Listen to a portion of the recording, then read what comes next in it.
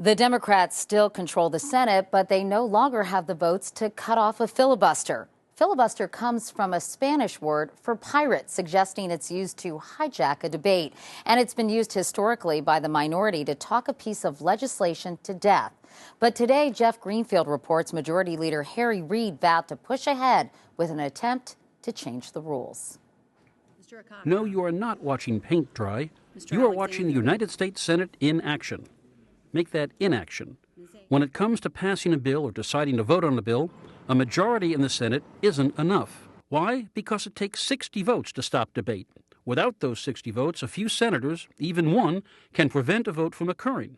That's what they call a filibuster. The Senate was a graveyard for good ideas. New Mexico Senator Tom Udall wants to change the rules that he says has brought the Senate to a grinding halt. It's very hard to actually make a difference on something unless you change those rules. We expect to keep talking until the bill is defeated. Strom Thurmond holds the record for the longest single filibuster, 24 hours plus, and he was also part of the record 57-day effort, unsuccessful, to block the 1964 Civil Rights Act.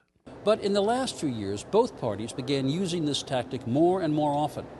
And in the last session, Republicans used the filibuster against virtually every controversial bill and nomination, and some that weren't controversial at all. Filibusters were applied or threatened to almost every routine piece of legislation and vast numbers of nominees. So the process has just changed dramatically in the last 4 to 6 years. These days, senators don't have to stand up and talk endlessly. The mere intent to filibuster forces the majority to round up those 60 votes.